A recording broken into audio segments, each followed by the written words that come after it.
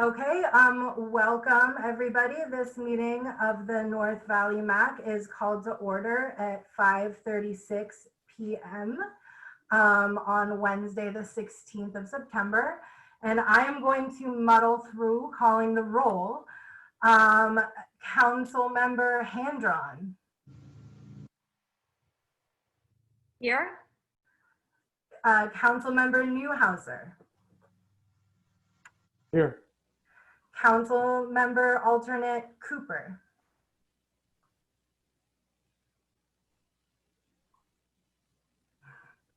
I see you saying here. That'll do. Council Member Eagles. Here. Council Member Nardo Morgan. Present. Council Member Vice Chair Doss. Here. Council Member Dickey. Here. Council Chair Dawson. Here. And alternate Dowling. Here. All right, thank you everybody. And with that, I am going to move into introducing Darren Bartow. He's our Deputy Clerk of the Board, and he is going to administer the oath of office for you. And so take it away, Darren. Am I supposed to put up a flag for this part? There's a flag right behind me. Oh, perfect. Thank you. The one thing I didn't get ready. If everyone could unmute who's taking the oath, that'd be great. Raise your right hand. Is everyone ready? Let's see. All right. Jennifer Caven, you're still on mute. Sorry, I was typing. She's our minute taker, so she's not taking the oath. All right. Oh, she's not. Okay, never mind. Okay. All right. Ready? Repeat after me. I state your name. I Jed Cooper, Eagles. Do solemnly swear or affirm do Solemnly swear and affirm that I will support and defend the Constitution of the United States that I will support and defend the Constitution of the United States and the Constitution of the State of California and the Constitution of the State of California against all enemies, foreign and domestic, against all enemies, foreign and domestic, that I will bear true faith and allegiance that I will bear true faith and allegiance to the Constitution of the United States to the Constitution of the United States and the Constitution of the State of California, and the Constitution of the State of California, that I take this obligation freely I take this obligation freely without any mental reservation without any mental reservation or purpose of evasion, or purpose of evasion, and that I will well and faithfully discharge the duties upon which I am about to enter. and that I will and faithfully discharge upon which I am about to enter. Congratulations, everybody. Now, Ariel will have a document for you to sign. That'll come to me. I'll sign it, and then I will sit, or Ariel will get you back one for your records. Congratulations, and have a good night. All right, thank you, Darren. Thank you. Thank you, Darren. Okay, so Chair Dawson, now you may officially run the meeting as chair. All right, well, thank you. And it's good to be here and welcome everybody. Nice to have our MAC up and running, and welcome to Supervisor Gorin. Nice to have you here as well. And thank you for all that you've done to make this happen. So just a couple of nuts and bolts. So we're going to turn off question and answer and chat for the meeting. If there is public comment, which I don't see any members of the public yet, we're going to use the raise hand function on Zoom, and that's how the public will be recognized and promoted to speak. And if it appears at any time that the meeting's been hacked, then we'll immediately terminate and reschedule for a future date. So let's hope not. And I'm glad to have some more experienced people in parliamentary procedure here, because this is kind of like, I feel like a toddler right now, and I'm sure I'll make some mistakes, but I know there are people there to set me straight. So now I'd like to turn it over to Supervisor Gorin for a welcome. Thank you, Chair Dawson. I want to make sure that I am unmuted. This is good.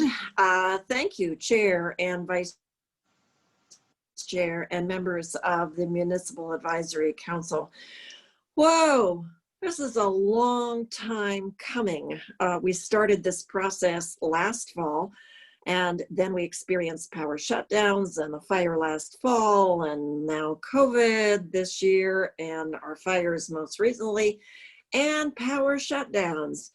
So thank you for your flexibility and your continued willingness to serve on the MAC.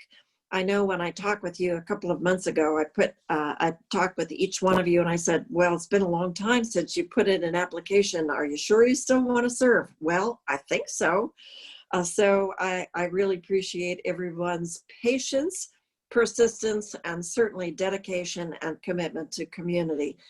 It is very exciting that we have two communities in the North Valley that are coming together to be part of the MAC. You have a lot of commonalities, similarities, and yet some differences.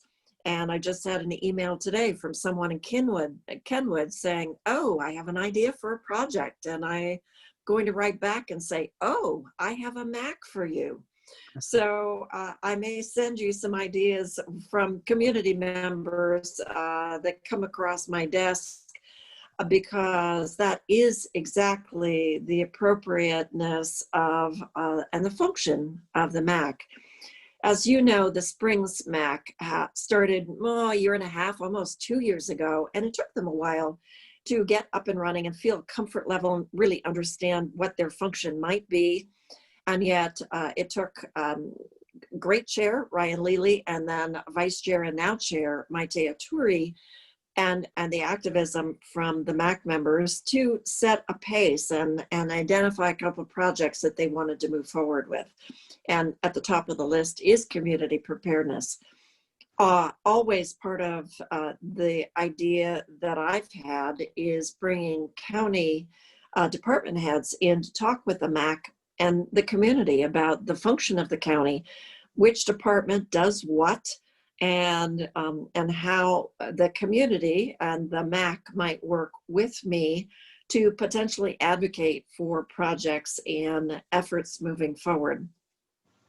As you heard or probably read, the board of directors or the board of supervisors, sometimes we are directors, passed a budget last week, $1.9 billion budget. Seems like a lot, and yet we were really struggling because we had identified incredible funding gaps because of the COVID pandemic and potential layoffs. And we had to dip into the one-time funds of the PG&E settlement to continue the essential programs like the mobile support team and vegetation management programs that are natural to move forward and avert the layoffs. Next year's budget decisions will be a bit more difficult because I anticipate that we will still be suffering the budget impacts, the revenue impacts from the COVID recession. However, if you have a chance, go on the Economic Development Board. I delivered some comments today to 350 members of our community, and Dr. Chris Thornburg was there actually presenting some very optimistic forecasts for the next couple of years. And I said, yay, that's a breath of fresh air for all of us. So I would love to believe in his crystal ball, but we were all meeting virtually and he was not with us here. I think his home office is Los Angeles. Thank you to all of the first responders. Once again, our fires are pretty much out, but we have fires swirling all around us. And there are some interactive maps that are absolutely fascinating to see the stories of the fires, the progression of the fires, and certainly the smoke patterns that have enveloped almost all of the West Coast. And I had a call from a good friend of mine still living in Colorado saying, thank you for sharing. Your smoke is now over Colorado. So indeed, we have an impact, and that impact is worldwide, whether it's COVID or whether it's our fires. And I know that community preparedness and fires are going to be a part of the discussions of the MAC in the future, because both Glen Ellen and Kenwood were significantly impacted by the fires. And I'm so excited to see so many people rebuilding in our community. So I will end my comments there, my briefing there, but just to let you know, and some of you do come on, I have a regularly scheduled community leaders Zoom on Thursday at 11 o'clock. And tomorrow we will be hearing from the sheriff and Misty Wood, his public information officer, about the function of Nixle. And we've had this discussion before, but we received many comments and questions from those in Sonoma Valley really concerned that they were not receiving Nixle alerts about the progress of the fires. Well, fortunately, we were not the areas that were being evacuated. So the Nixles did not reach into Sonoma Valley. But if you want to be included in the various topics and be briefed as to what's happening in the county, and maybe suggest some ideas on what we could be talking about, let Ariel know, and we'll make sure that you get a Zoom invitation. So this is, how do you like my virtual background? I think I've been in the last holdout of creating a virtual background. So this is from Hood Mountain. I believe it's looking at the clouds, and we probably can see Sonoma Mountain in the background there. So go wild with that, with those cameras, Susan. It's very exciting to explore the world virtually when it works. But we know that when you have a power shutdown, Zoom doesn't work. When you have limited bandwidth, Zoom doesn't work. When you have lack of Wi-Fi, as so many people have in our community, Zoom and distance learning do not work. So we have a lot of issues to work on. And I'm excited about working with all of you. And thank you, Ariel, for being an incredibly organized and enthusiastic part of our District 1 team. And she is going to be leading the staff response and the interaction with all of you. So looking forward to it. Let's have some fun. All right. Thank you, Susan. And yeah, I'm excited to have you here and have everybody here. And thank you, Ariel, for all you've done and are doing. And you're on top of a mountain somewhere too. Is that Bald Mountain in Sugarloaf? No, it's actually from Jack London Park. Oh, okay. I did not take it myself. It is the wonderful Wikimedia Commons. I need to get a virtual background. I've got this boring wall behind me, but all in time. Okay, so it's now time for public comment, but I don't see any members of the public. So there actually there is one person, Linda, who is raising her hand. So Arthur, if you click the participants button below the screen, it'll bring it up on the side, and you can see panelists and attendees. Okay. But I can allow her to speak. If you as chair would like to choose a limit on public comment, a time limit, that is your right to do so. It looks like we do only have one hand. Okay, I won't worry about a time limit, and just I'll trust Linda to just be aware. But okay, I'm gonna allow Linda to talk. Let's see. There she is. There, great. Thank you very much for allowing me to speak to you all, and congratulations on your new positions. I'm here as a representative from the Public Dialogue Consortium, and we are working with the County of Sonoma on the Sonoma Developmental Center planning project as part of that team. And I just want to take a moment to tell you about two upcoming meetings that are happening. I was really encouraged to talk to this group. The first is happening tomorrow night, and I think some of you, if not all of you, received a a video about this that Karina Garcia did for us. And but if you haven't heard about it, I encourage you to take a look at that. It is tomorrow night at 6 o'clock, and it is an all in Spanish virtual meeting. We are really concerned with making sure that the Hispanic and Latinx voices are being heard in the planning process.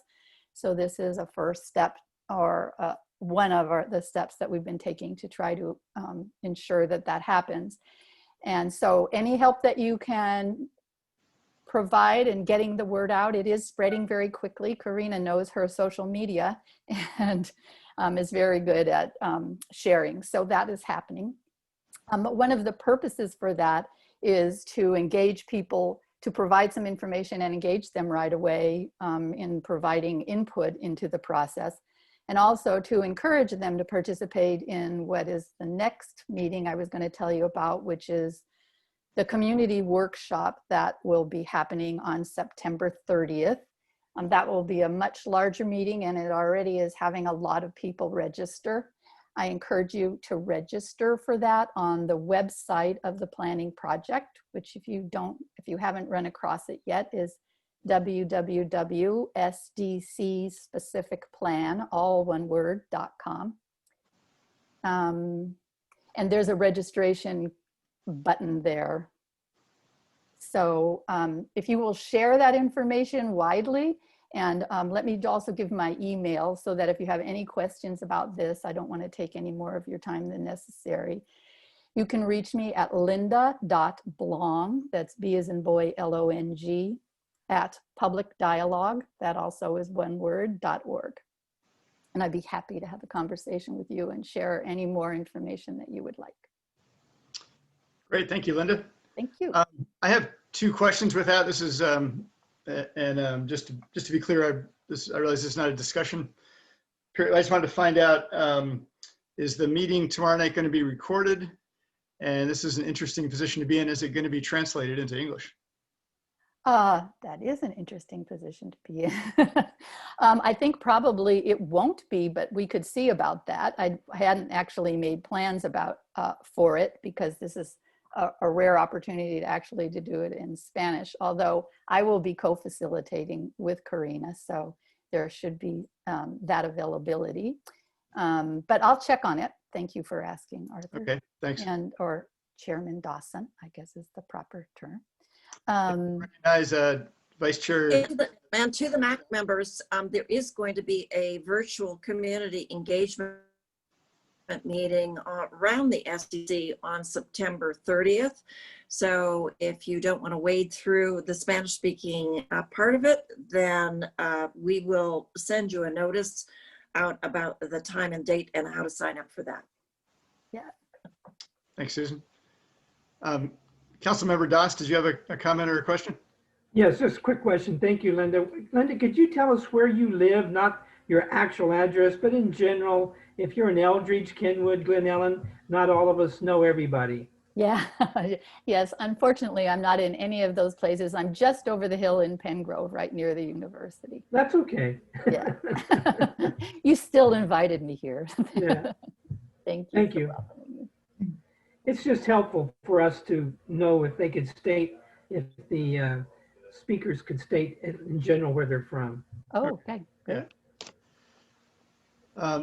Any other questions or comments from the council? All right, well, thank you, Linda, and we will look forward to those meetings.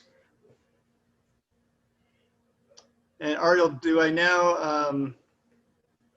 So it actually looks like we have Jay Gamble, who would also like to make a comment. Okay. Hi, can you hear me? Yeah. Okay, good. I just wanted to say that, that we don't have anything on the meeting tomorrow night, but the edition of the Kenwood Press that just came out has full information on the SDC meeting for September 30th. And the online version has complete links. You can just read the story and link into the, get on the invitation list, and it's all the information you need, and other links to get to the, where you need to be online is in that edition. So just want to let you know, check it out. All right, thank you. Thank you, Jay Gamble. And for those who may not know Jay, he's Lives in Kenwood and has been a longtime writer and editor on the Kenwood Press. All right, any other, I think those were our 2 public members, public attendees. So I'm going to close down public comment. Make sure. Okay. I'm getting used to these buttons here. So now I'd like to introduce Ariel Kubu-Jones, who's the field representative for Supervisor Gorin. You've already met her, but just to officially recognize her. And she's going to give us a advisory council policies and procedures training. And Arthur, can I just jump in here and say goodbye to you all? Wish you the best of luck. I was scheduled to be on your entire meeting, last week. Power shut down. So thank you for your flexibility. So sadly, I'm double booked for tonight. And thank you. Maiden voyage. This is very exciting. It's going to be fun. Yeah. Thank you all. Thank you, Susan. Thank you, Susan. Yes, so bear with me for one moment while I share my screen. Always a joy.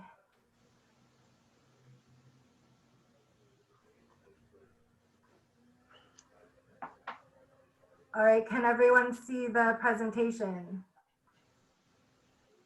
Yes. Great. So hello, thank you for having me. I'm going to be going through the policies and procedures training. You should all have this in your binders if you'd like to follow along, and I invite everyone to hold your questions to the end so that we can get through it expeditiously. So today we're going to briefly cover topics such as the MAC's role and scope, membership and structure, duties, meetings, the topics that are going to provide the foundation for your work, as well as a brief discussion of rules of order. First, why a MAC? Why even have a MAC? So the role of the MAC is to facilitate a two-way conversation between the people who live in your community and the people who serve your community, so your neighbors and your supervisor. Since unincorporated areas like Kenwood and Glen Allen lack a city council or other municipal structures, the MAC is a way to focus the community's needs and ideas to better communicate to the county's governmental structure. As you can imagine, this is pretty broad. So the Sonoma County Board of Supervisors approved a document of policies and procedures, which identifies the scope for MACs in Sonoma County. So I know some folks are visual, so I created this fancy graphic that will show you how the MAC fits into the overall scheme of the county. So here you obviously see Supervisor Gorin. She represents, this area, and she is one of 5 members of the Board of Supervisors. The blue crowd below her is basically to represent all of her constituents. So that's you folks in Kenwood and Glen Ellen, the folks in Shelville, Sonoma, Bennett Valley, Rincon Valley, all the way up through Mark West to the Napa border. So in 1998, former Supervisor Michael Kale, who was in this seat, started the SVCAC, the Sonoma Valley Citizens Advisory Commission, to hear land use projects in the Sonoma Valley. This body creates an extra step for projects in the valley before they come before the Planning Commission. The SVCAC provides recommendations that get sent to Permit Sonoma, and then the Planning Commission, as projects move through the process. Attended SVCAC meetings, and you have a council member, Dickey, who is on the SVCAC. So constituents such as yourselves or any of your neighbors can engage with the SVCAC on these projects and get their views heard. As they move through the process, the project itself, it can in the end be appealed to the Board of Supervisors as the final say if it's that kind of a project. The first MAC in Supervisor Gorin's district was the Springs MAC, and now we have the North Valley MAC. And the Springs MAC in this graphic is represented in purple, and those little purple people are the Springs residents, and the little green people are the North Valley residents. So Springs and North Valley residents can come to these meetings and their concerns, and as well as your recommendations as a council, make it to the supervisor. Notice these little arrows, they go two ways, right? So there's a two-way flow of information, both from the supervisor's office to you guys, as well as from you guys to the supervisor's office. Each one of Supervisor Goring's colleagues on the board has their own little crowd of blue people that they represent, some of whom have maps similar to this one, and all 5 of the supervisors are tasked with representing both their districts as well as the whole county in their deliberations and votes. So it's just kind of a crash course in representative government, I guess. So back to this body. The North Valley MAC has the following topics under its purview. So we have transportation, health and human services, community projects, preparedness, and other topics. I thought it might be helpful to make up some hypothetical examples for things that would fall into this. This isn't to say that these are things that you're going to deal with, but you could. So under transportation, if there's a particularly dangerous intersection in Kenwood or Glen Ellen or anywhere within the boundaries that is brought to your attention and that you guys agree is a priority, you could hear from the county what kinds of options for traffic calming exist and kind of deliberate about them, and then recommend some specific improvements through Supervisor Goring to the Transportation Public Works. For health and human services, say that there is a homeless population that isn't being served in your MAC area. So you could hear from the Community Development Commission about what kind of services they have and how the community can help this population. Community projects, if there's you could identify an area that you wanted to beautify or add some public art and solicit input from the community about that, what it should look like. And preparedness, maybe you want to initiate, a neighborhood captain or block captain program or a map your neighborhood type program. And if that's the road you wanted to go down, we could bring in folks to explain what those are, or a COPE group, and kind of get that started in your area. As far as additional topics, this would come from something that Supervisor Goring thought was a priority, or something that your community thinks is a priority and Supervisor Goring kind of signs off on. So say there was an increase in crime in a certain area, that's something that could come before you guys, and you could have the sheriff come in and talk about crime prevention and how to start a neighborhood watch or things like that.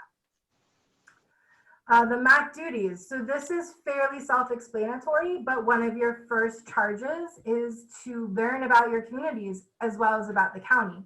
So you all come from the community, you have a sense of what your community is about, but you're encouraged and kind of tasked to reach out to folks that maybe you haven't heard from before, and folks that aren't just the usual suspects.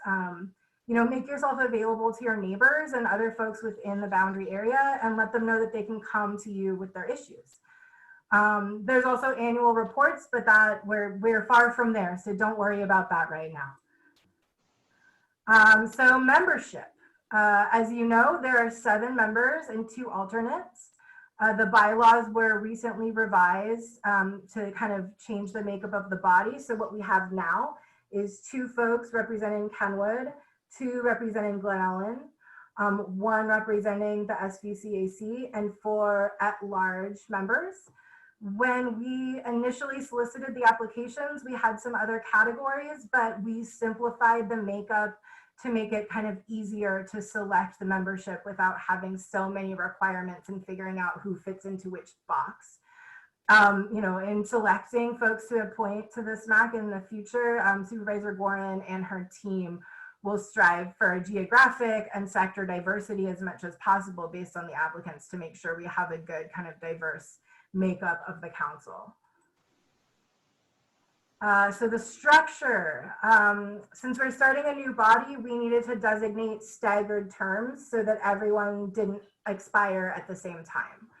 So for the North Valley MAC, we have 4 members and 1 alternate with 2-year terms.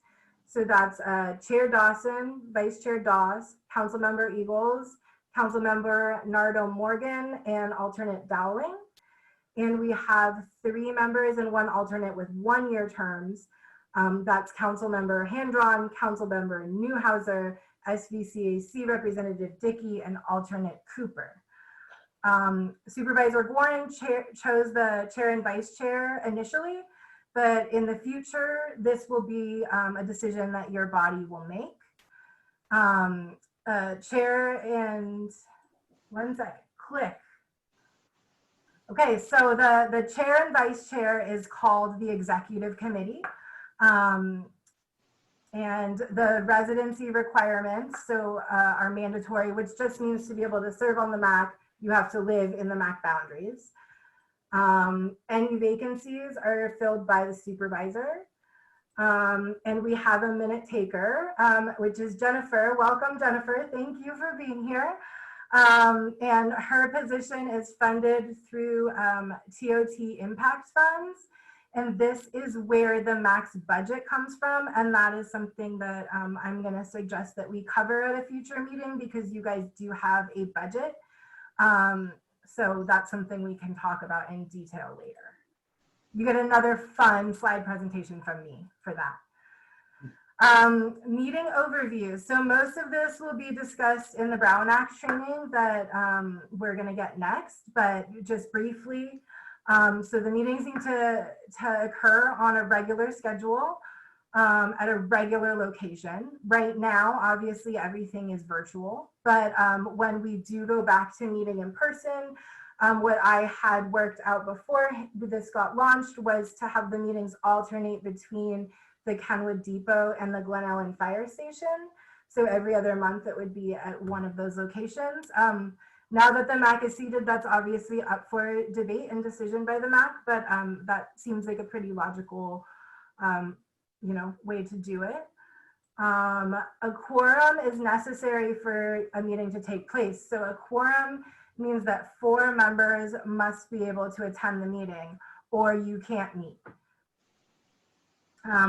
Meetings must be publicly noticed and allow public participation. I basically take care of that part. I notice the meetings and we post it at the Board of Supervisors offices. The Kenwood Press is a great help at getting the word out. We don't have a big budget to do mailers or anything like that, so we really rely on our partners at the Kenwood Press and the Index Tribune. This is more about the quorum, so you can't meet digitally either. So that means something like this, but even on an email, but that will get covered in the Brown Act training. And attendance at meetings is required. So please, notify Chair Dawson and myself if you can't attend a meeting. We know that people have lives and you might not be able to make every meeting, but we do need to make sure that we have a quorum so we can meet. So that's important. As far as voting, so you should strive for consensus when you're voting, but you can approve something by a majority vote. Alternates need to attend meetings and can engage freely in all discussions, but they can only vote if another member is absent or if they have recused themselves. We'll talk a little bit more about that, but at the end, but that'll become clear to you why someone would recuse themselves. But just note that many of your items, particularly initially, are going to be receive items. So those don't need a vote. The only thing on this meeting that requires a vote is to adjourn the meeting. So we're not going to have any meaty votes for a while, but that's just, please do try to strive for consensus and hear everyone out. Schedule, thank you to everyone who took the surveys that I sent out. We settled on the second Wednesdays at 5:30. Sorry, we couldn't do 3 p.m. Public has a hard time making it to 3 p.m. meetings. We moved to the third Wednesday this month because of the PSPS. So our next meeting is going to be Wednesday, October 14th. In November, Veterans Day falls on the second Wednesday, so we're going to move to the third Wednesday in November again. And again, about the locations for when we're in person. Foundational topics. So these are some things that are actually outlined in the policies and procedures. So they're required by the board that MACs need to create a mission statement, goals and priorities, and a communications and outreach plan. So those are some things you guys are going to work on in the next few meetings. You know, how many get tackled at one meeting is up to the chair and vice chair. I am certainly happy to provide you with examples from other MACs so you don't have to invent it from whole cloth. You know, the communications and outreach plan particularly will help provide you guys guidelines about how to reach out to your community and your neighbors, you know, instead of having it be an esoteric concept. And, you know, as I said earlier, the chair and vice chair set the agenda in collaboration with myself. But if you have ideas or topics that you'd like covered, please reach out to your chair and vice chair. You know, we can then discuss that when we're setting the agenda. So rules of order, there's a section on this in your binder. I'm not going to belabor it too much. But the reason we have rules for meetings is to create an atmosphere of clarity and fairness. So there's 4 basic pillars. They should establish order. They should be clear. They should be user-friendly. And they should enforce the will of the majority while protecting the rights of the minority. And then this is kind of just a slide about how the flow of the meeting should go, with the chair leading the body through the items, which Chair Dawson has been doing a great job of so far. You know, if there is a vote to be taken, the vice chair calls a roll call vote. You don't need to have a roll call vote. You can also just have a majority vote. When those happen, one or the other is a little slippery, but we can discuss that when we come to that. You know, this might sound complicated or overly procedural, but it really will become second nature over time. If Chair Dawson is absent, the vice chair will step into the chair role. And so everything that's on this slide is if you have a resolution, right? So if you have something you're actually voting on. Items like this presentation don't fall into this structure. And then finally, conflict of interest training. So a council member is required to recuse themselves from discussing or voting on an item, so they can't discuss it either. If they could benefit from it, or if it impacts them personally. As MAP council members, you need to review the requirements at this link, and I will send you this link it is in your digital binder. It's clickable in the PDF version of the giant binder, but I can also just send you the link itself, standalone, and email me your certificate of completion by October 1st. It sounds scary. It's not scary. It's pretty common sense, and it's really just to preserve, you know, the fairness and the public trust in any elected body. It's particularly more complex and important the higher up the body goes, right? The Board of Supervisors, the state legislature, et cetera, but you're all working under the same structure. So these standards apply to everyone. And that concludes my presentation. So I'm going to stop sharing my screen so that I can see all of you guys. But if you want me to pull back up a specific slide, I can do that. All right, thank you, Field Representative Ariel Kubu-Jones. Maybe I don't need to, do people normally give the whole title and name?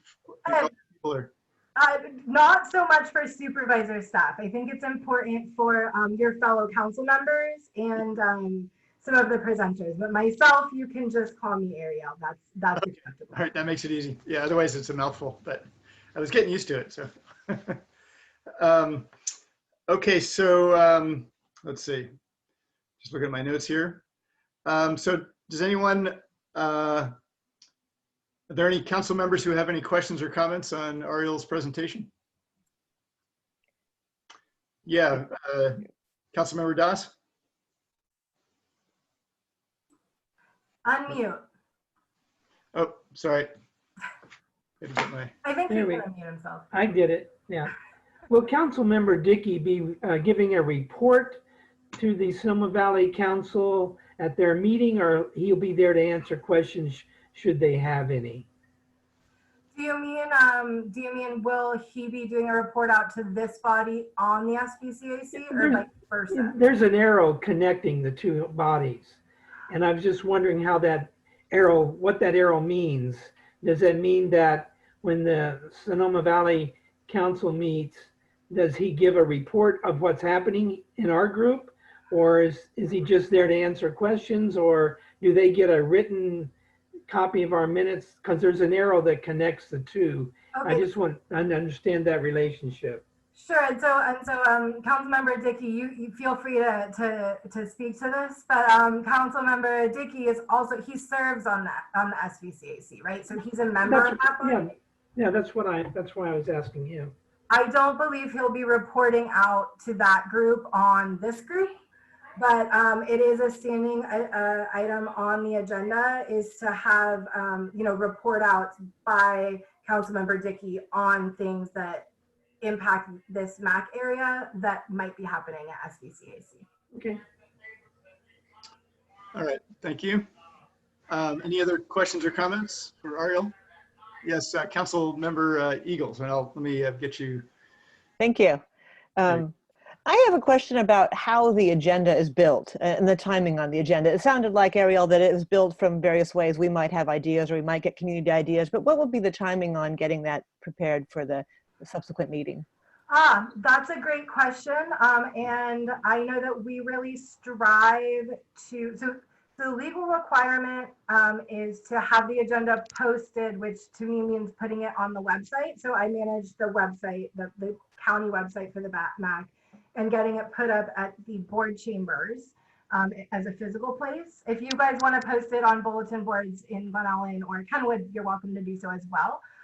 The legal requirement is 72 hours, but because of we really try to work with our partners at the press to make sure that the public is aware of the meeting, it's about 2 weeks before the meeting. So I'm happy to clarify that and send that to you so you have an actual drop dead date, as it were.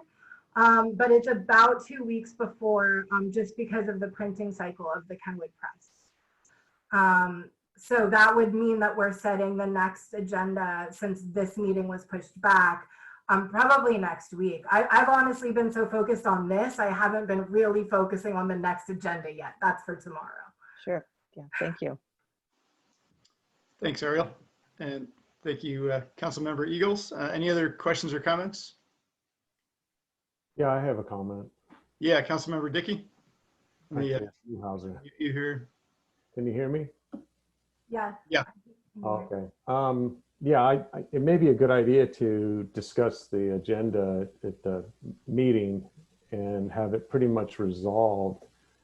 Because 2 weeks notice is only 2 weeks after the meeting, if we're meeting monthly. And so it might be a goal to just try to set at least a draft agenda at each meeting for the following meeting. Going back to another comment, going back to the relationship with the Advisory Commission, Citizens Advisory Commission, I'm hoping that when issues of land use come up, which they will in our meetings, and since we're not given the authority to address these, I'm hoping that we can then pass that information, that request on, vis-a-vis Matt and whoever else is attending, so that those issues can be addressed and there's a communication link at least through our body. Thank you. Thank you, Councilmember Newhouser. And I believe at the last item is consideration of items for the next agenda at the end of today's agenda. So we'll have an opportunity to do somewhat of a draft. Councilmember Dickey, did you have another comment or question? No, okay. Any other comments or questions? I had one question, Ariel. We have Health and Human Services and homelessness is on there. Does the county have any kind of a record of the numbers of homeless people in the North Valley MAC area? You know, we do. So believe it's the CDC again. I think it's the Community Development Commission. They do a yearly homeless count. And so I'm happy to, you know, that might be a good idea to bring someone from the CDC to one of these meetings if that's something you guys are interested in, right? That's really what this group is about. Once we get through, and not to say that we can't mix and have some meaty topics along with the procedural stuff for the mission statement and the goals, et cetera. But they do that, and they do list the Sonoma Valley, and I believe Kenwood and Glen Ellen. It's kind of an imperfect system because it's done on one day. I believe that they choose, you know, a time kind of in late winter to do it because they assume that most people will be visible. They'll be findable to them. They'll be in shelters. They use homeless guides to help them find folks and where they are. But, you know, you're never going to be able to track anyone, but it's a nationally used way to get that data. And we do that. I think the requirement is to do it every other year, but Sonoma County does it every year. So we do have that data, and so there might be more detailed breakdowns of that data. And that's something we could definitely talk about at a later meeting. Okay, yeah, thank you. I'd just be interested how large that population is. I mean, there's people that I see that I figure are homeless, but how many are actually out there would be a good thing to know. So let's see, any other comments or questions for Ariel before we close out that item? Okay, I'm gonna move on now to, and I'll promote, or Ariel will promote Linda Schultgen to panelist, and she's gonna tell us about the Brown Act for municipal advisory councils. So welcome, Linda. Thank you so much, and welcome everybody. It's a pleasure to be here for your first meeting. You've done an amazing job. I feel like I don't even need to give a Brown Act training. You're running this very smoothly. So I'm Linda Schultgen with County Counsel's Office. I have been with County Counsel's Office for 18 years.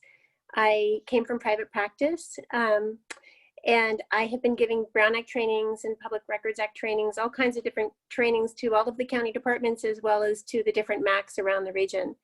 I generally go out and travel to the MACs and give it to you in person, and in this time of COVID and shelter in place, it's a little bit different. Ariel did a fantastic job with her PowerPoint. She suggested to me that I show a YouTube video to you from the city of LA for Brown Act training. This I have never done before, and I was pretty skeptical with the first idea. So I watched it thinking, I can't imagine this is going to really work. And it starts out a little bit hokey. But after a minute or so into the video, I have to say, I thought that it really captures a lot of real life situations that you may be presented with. And I was so impressed with the different techniques of this training that I'm working with our county education department. We've already been working on doing videos of my trainings, but incorporating these real life scenarios to help folks understand what is a meeting and what is allowed and what's not allowed. And I think you'll see when you watch this, it takes you into someone's backyard barbecue, and it takes you into a phone call with other members calling each other. And it's just, it's actually really well done and pretty comprehensive. I will be following up at the end with some highlights that were not in this video and answering any questions you have. And then also, once you get your feet wet, and if you feel the need for more detailed questions, or you have situations that come up that you want more explanation, I am happy to come and give my a PowerPoint and focus on your specific questions. But I thought this would be a really good starter. So it's nice to meet you all. Thank you so much for your service to our community. I grew up on Bennett Ridge, by the way. My mom still lives on Bennett Ridge, and now I live in Petaluma. I just moved here in the last year. Glen Ellen and Kenwood are my back door. So I grew up all in that area, and it's a pleasure to be here working with you. Thank you, Linda. Okay, again, I am going to try to share the screen, and please, you know, somebody wave wave crazily if the sound isn't working or something. I tested this in backstage, but it still makes me nervous. So 1 second.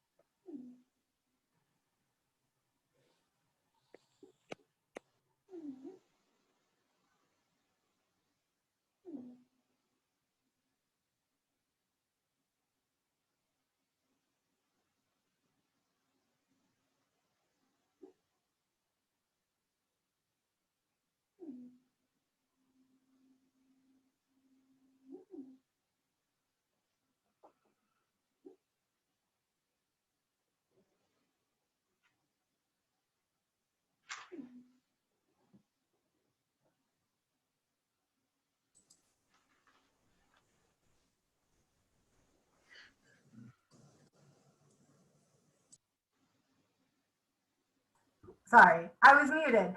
What is the issue? Can you not hear it, or is it too loud? No, I couldn't hear it.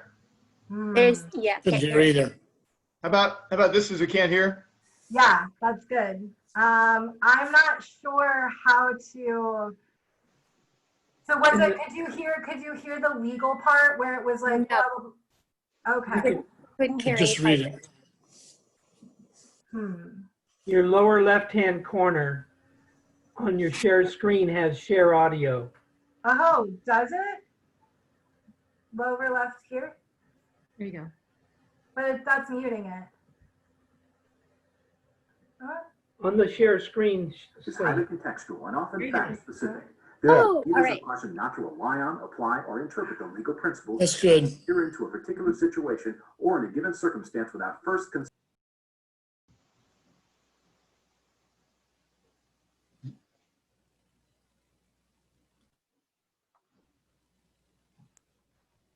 No? No, not for Jed. We can't hear it. I can always switch to my training if this isn't going to work, but we can give it another minute.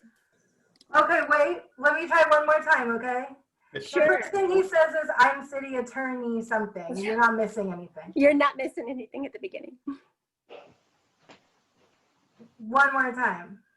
Thank you so much. Forward to Ari. working with you in your capacity as a representative of your neighborhood council. You will have a tremendous opportunity to address the unique needs of each of the diverse communities that make up this great city. Together, we will ensure that Los Angeles will be a better and safer city, block by block and in every neighborhood. Welcome to the city family.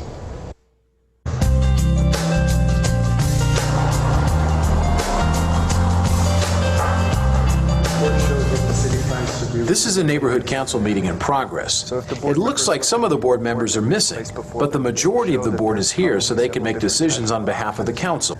Now, the size of your board may be different, but for this video, there are 7 members present. Did you know that this meeting, as with all neighborhood council meetings, is governed by a specific state law?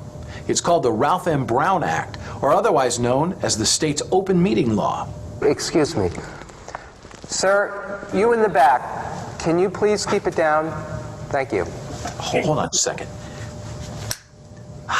Now that's better.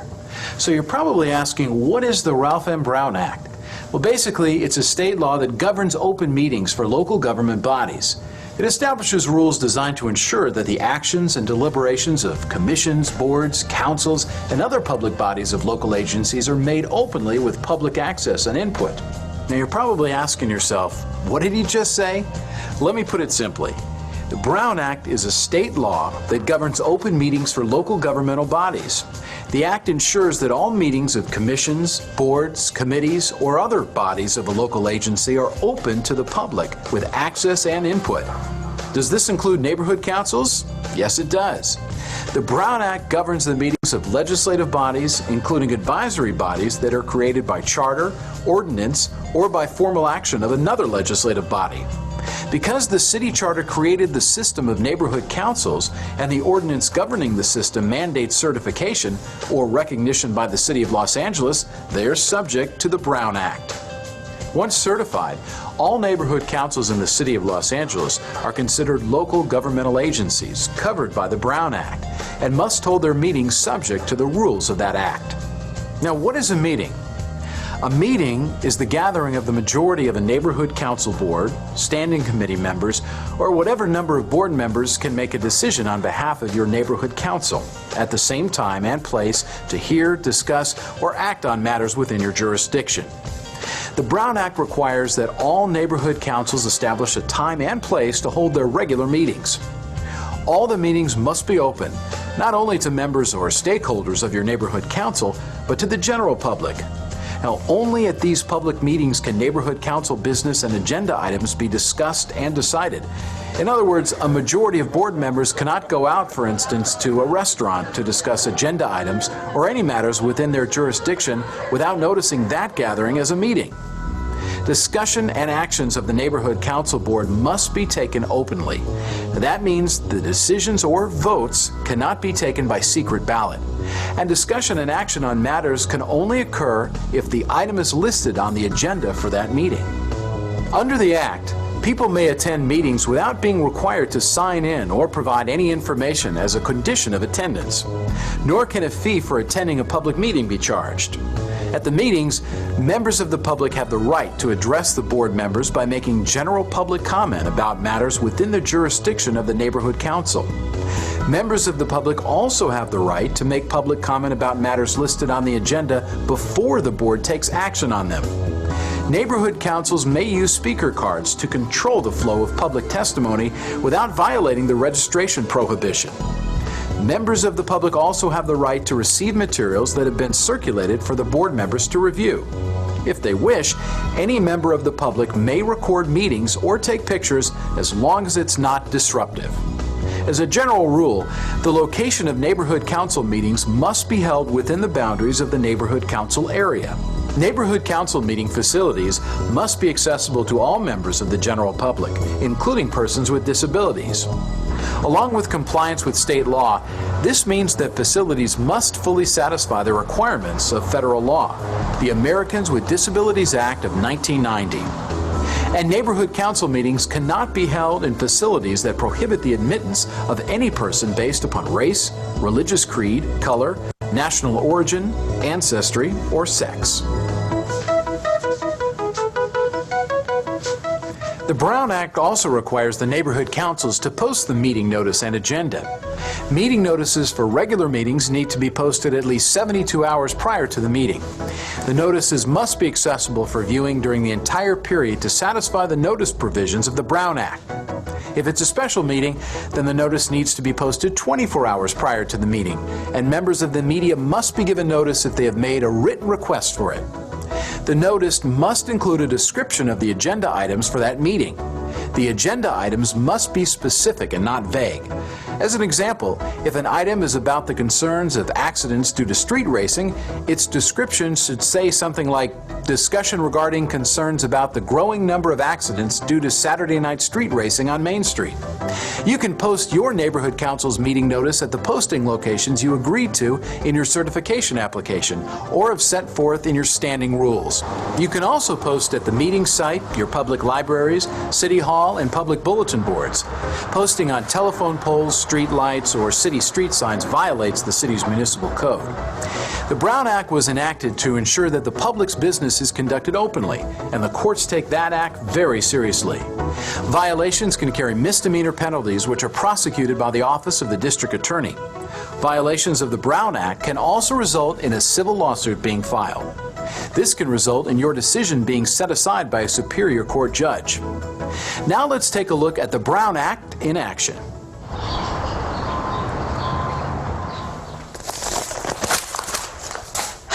I can't believe another robbery occurred at Main Street Park.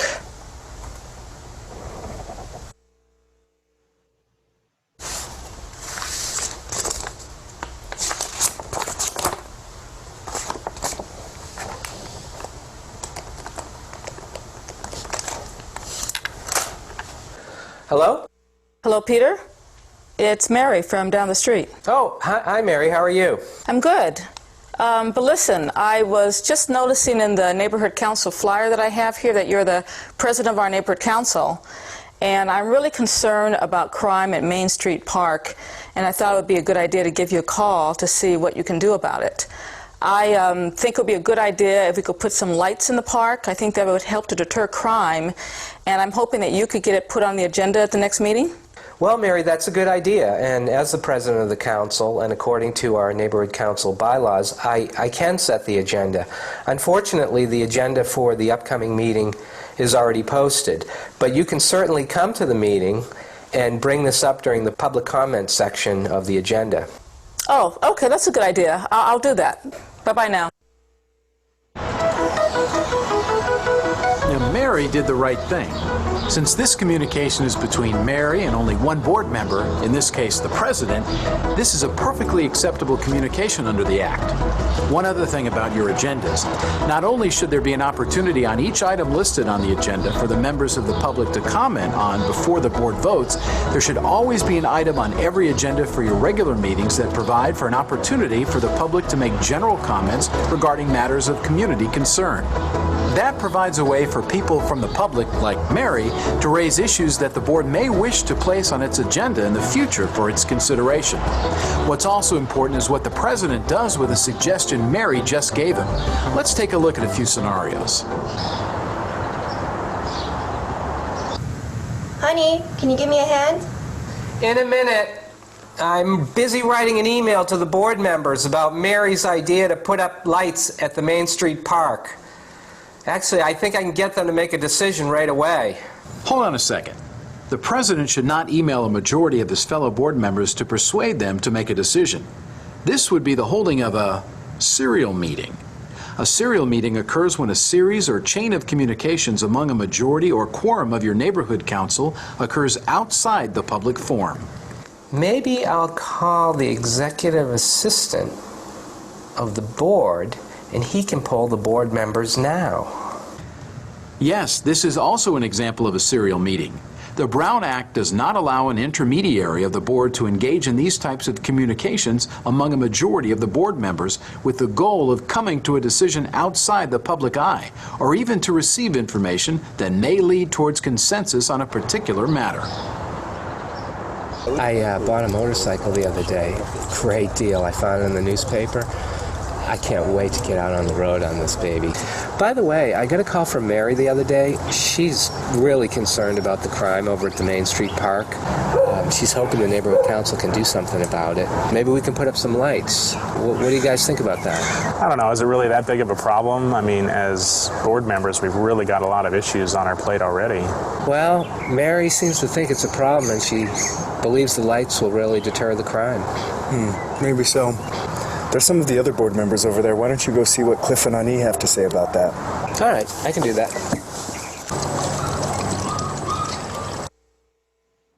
Now, what's wrong with this scene? This is another example of a serial meeting. The president and two board members can have this conversation without violating the Brown Act because the three of them do not constitute a majority of their board. But once the president engages in the same conversation on the subject with two more board members, a communication with the majority of the board will have occurred, and that is a violation of the Brown Act. All right, let's try this scene again. I bought a motorcycle the other day. Great deal. I found it in the newspaper. By the way, I got a call from my neighbor Mary the other day, and she's really concerned about the crime over at the Main Street Park. She's hoping the neighborhood council can do something about it. Maybe we can put up some lights. What do you guys think about that? I don't know. Is it really that big of a problem? I mean, as board members, we've really got a lot of issues on our plate already. Well, Mary seems to think it's a problem, and she believes the lights will really deter the crime. As a board member, I say we forget about the lights and let's stick to repaving 2nd Avenue. I think I agree with you. There are a lot of problems in that park, and lighting's not going to solve them. No offense to Mary, but I don't agree. I think the glare will cause more problems with other people's homes. Well, you make a good point. I don't think I'm going to support this either. All right, now what's wrong with this scene? It's a clear violation of the Brown Act for a majority of the board to discuss this matter and come to a decision on an issue outside the public eye. These board members have already agreed to the action they want to take on a particular item. Let's try this one more time. I bought a motorcycle the other day. Great deal. I found it in the newspaper.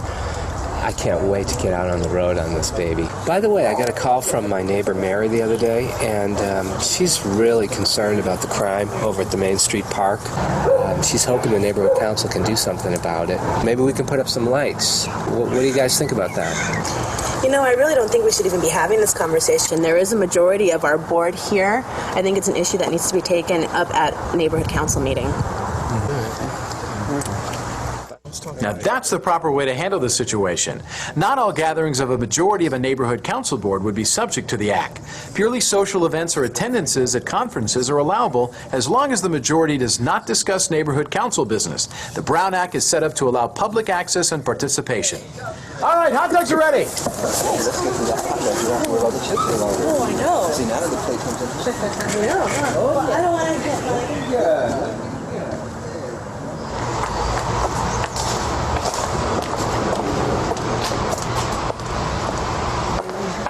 Hello, welcome. Thank you. Hi, good evening. We'd like you to fill out this mailing list if you'd like to get some information about our community events. Actually, I just wanted to make general public comments tonight. Okay, if you'd like to do that, can you complete this speaker card? They will take your public speaker card and call your name during the meeting.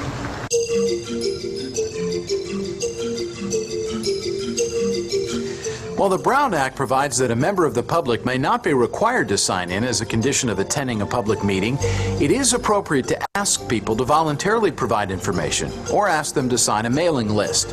Asking people to sign a speaker card is also allowed under the Act because this helps the board organize its meeting and organize the order of members of the public who wish to speak. There you go.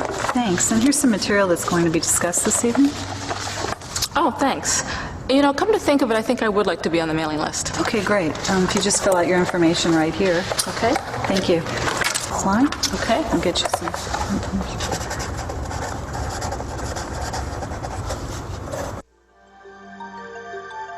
Under the Brown Act, when a majority or a quorum of the board is present, they can conduct neighborhood council business. Now here, the board is going through each of its agenda items based on the notice that we saw posted.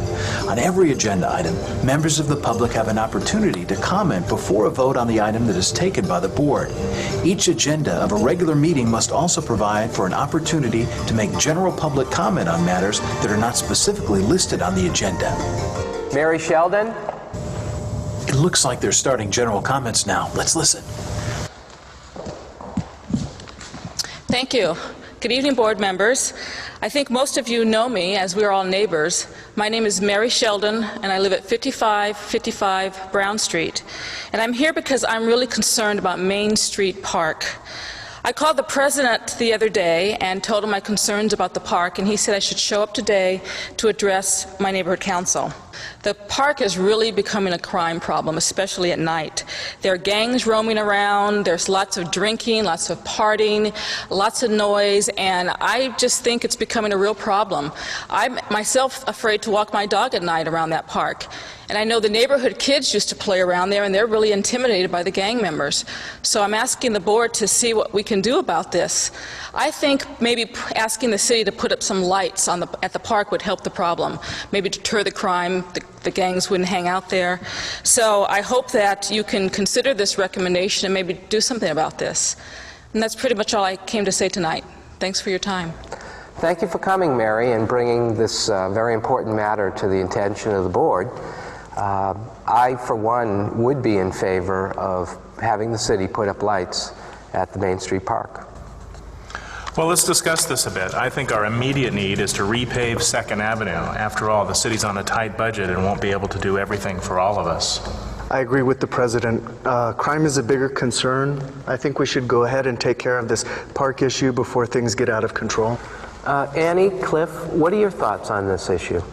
I would vote for recommending that we get the lights. I agree. I agree.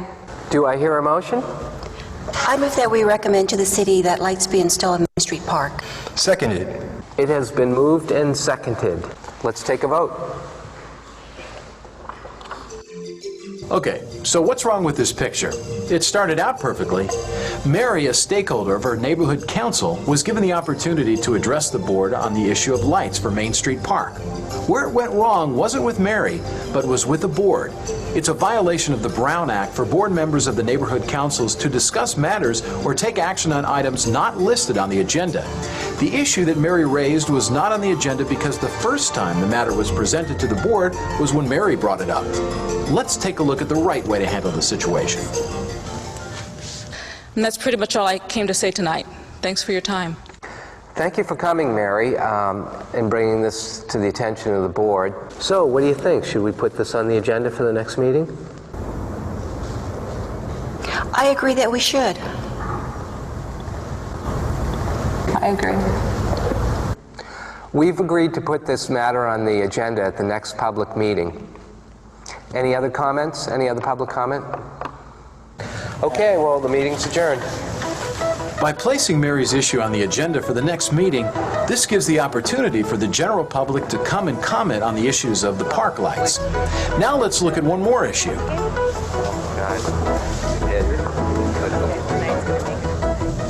what's the deal with Mary? She is really something. She is. I know. Well, anyway. That meeting went pretty well, didn't it? Yeah. Listen, while I have you here, I wanted to talk about the park lights and how it's going to affect our other projects. I don't know, I just think it's a lot. The city doesn't have that much money, and... Now, what's wrong with this scene? That's easy. You can't go into an executive session or conduct a private, unnoticed meeting with the board members to discuss items and make decisions. Save it for the next neighborhood council meeting. Also, the Brown Act only allows for closed sessions under very limited circumstances, most of which will not be applicable to neighborhood councils. And in rare instances when your board could discuss an item in closed session, the item would have to be listed on your agenda with a citation to the Brown Act provision that would allow your neighborhood council to go into closed session. So let's recap. All neighborhood councils are considered local governmental agencies since they were created by city charter and city ordinance and certified by the City of Los Angeles. Thus, they must comply with the Brown Act. The Brown Act requires that all neighborhood councils establish a time and place for their regular meetings. A meeting is the gathering of the majority of neighborhood council board members, or whatever number of neighborhood council board members can make a decision on behalf of your neighborhood council. Standing committees of your neighborhood council are also subject to the Act. All the meetings must be open to all members of the general public and located within the boundaries of the neighborhood council area. They must also be accessible to all members of the general public, including persons with disabilities. And they cannot be held in facilities that prohibit the admittance of any person based upon race, religious creed, color, national origin, ancestry, or sex. The Brown Act also requires neighborhood councils to post the meeting notice and agenda. Agendas for regular meetings, including committee meetings, need to be posted at least 72 hours prior to the meeting. Special meetings need to be posted 24 hours prior to the meeting, but there is an additional requirement to notify the media of these meetings if they have made the request to your neighborhood council in writing for notice of your special meetings. The agenda must include a description of the items and set forth the time and place of your meeting. You can post your neighborhood council's meeting notice at the meeting site, your public libraries, City Hall, and public bulletin boards, or wherever you've decided to post your notices according to your certification application. Do not post on telephone poles, street lights, or city signs. Serial communications among a majority of the board members to discuss matters with the goal of coming to a decision outside the public eye is a violation of the Brown Act. Also, a majority of the board cannot come to a decision on an issue outside the public eye or conduct closed meetings. The Brown Act is set up to allow and protect public access and participation in neighborhood council meetings. Let's keep it that way.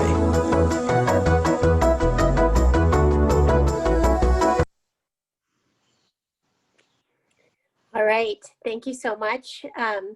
So I thought that did such a great job of going through real life scenarios that we might be encountering and helping understand what are the do's and the don'ts. One of the follow-ups, how the county structures its max.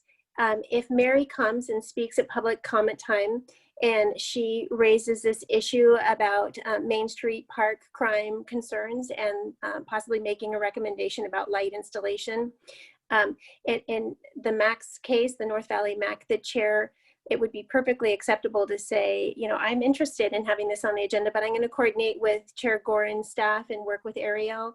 Sometimes there are timing issues about what other items are going to be on the agenda. So to make sure that we continue to coordinate with Chair Gorin's office about when that will take place and what items should be put on the agenda, I think would be an important point.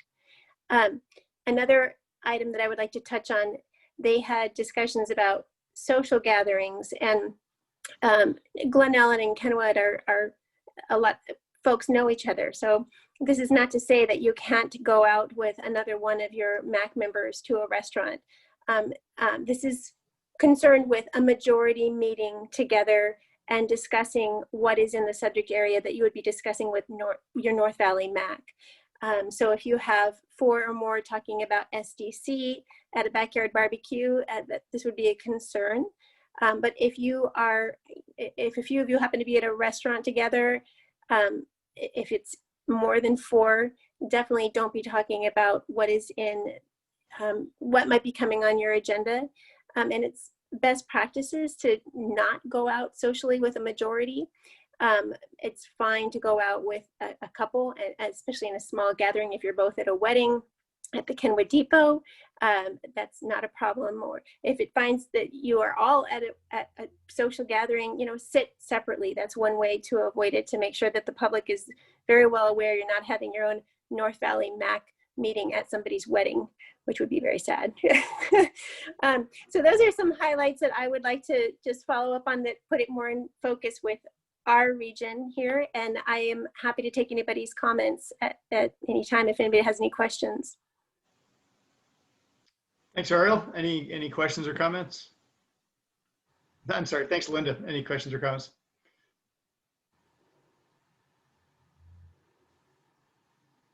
It seemed pretty straightforward to me. I appreciate your background and I appreciated the film. I thought it laid things out pretty clearly. Great. Well, thank you so much for your time and for your service. And Ariel's and Chair Gorin are always in contact. If there are any questions that come up, you can reach out through Ariel, and I'm happy to help out. I think I forgot to ask for public, if there's anybody in the public.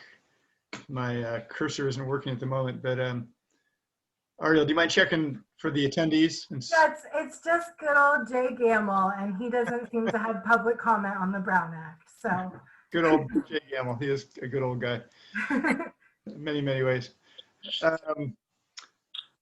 And let's see. So, okay, now we're going to move on to item number 7, which is report from council members. And so the top of the agenda is Council Member Dickey talking about the SBCAC, Sonoma Valley Citizens Advisory Council, which he serves on. Might be easier for me to answer questions than volunteer any kind of narrative. Well, and if I can just pop in to say that this is something that has been an issue at the Springs MAC. So we decided to just start this MAC off with standing reports from yourself as the SBCAC member and Melissa Dowling as the president of the Glen Ellen Forum. But it's perfectly acceptable to say, I don't have anything to report. So I think this time it's great to have people ask questions if they have questions. But you know, it's supposed to be for, like, if VJB had come before you, right? And then at the next meeting of this body, you would be like, well, we did hear VJB, and here was what the SBCAC talked about and decided. So it's not to pull teeth out of you to make you comment. Well, there hasn't been anything, you know, aside from cannabis, cannabis farming things. Glen Ellen and Kenwood have not really had anything before the Citizens Advisory Commission. that I could report on. Though I do think of it as being holistic. I mean, anything that's a development project that takes place in the Springs or in the southern part of the valley is obviously going to have an impact on traffic for us. So I think I would defer till later. How's that? And maybe at a future date, I'll take some notes and tell you which projects have come before us and which ones we probably would have some concerns or would want to be informed about. Does that sound reasonable? Sounds good to me. Anybody have any other comments? Yeah, I got my little hand raised up there. I was just, you kind of answered my question, Matt. You know, nothing really hot that's happening right now, but I am curious though, if there are any low-income housing projects in the pipeline, and also if the issues of homelessness have come up, especially pandemic related or fire related. You know, we don't really come in contact with homelessness issues, mostly development projects. So we have had recently 2 affordable housing projects. Both of them are in the Springs area. One of them is associated with a hotel proposal, and the other one is a senior affordable housing project adjacent to the area where the movie theater is in Boys Hot Springs. Do you want more detail about them? No, I was just curious. Yeah. So, yeah, and both of those projects are pretty large projects, actually. You know, again, speaking to the holistic nature of them, my concern is traffic.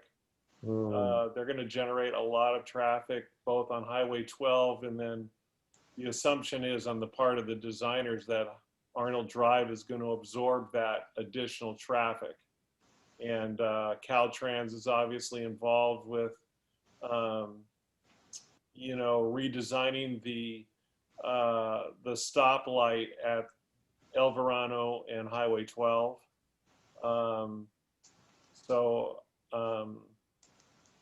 I mean, again, you know, when you look at the broader picture, both of those projects are going to generate a lot of traffic, especially during construction. Thanks. I have a question for you. If it's we can get to it another time, but I'm not totally clear on how the SVCAC ties into the whole SDC specific plan. Are you guys getting to comment on stuff, or what's your role in that? You know, it's a good question. I think our role will be specific to proposals that are made. Remember, they're trying to design for now how they go about the master plan, identifying which buildings, identifying what's possible, what's not. And I think once that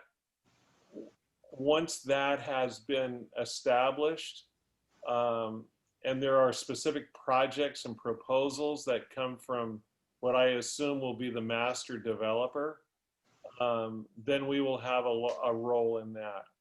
I would assume also, and I could be mistaken, that our own council here will also participate in that, you know.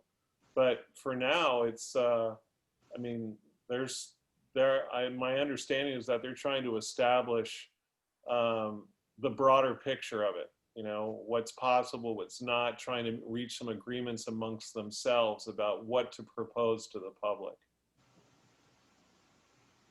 All right. Thanks, Councilmember Dickey. And Melissa, did you have, yeah. I did, just if Councilmember Dickey can confirm, I attended the last 2 SVCAC meetings, and it seemed that only 2 agenda items were of direct relevance to the MAC's geographic area of responsibility, and that would be the Glentucky Farms project and the Lunar Ridge Farms project.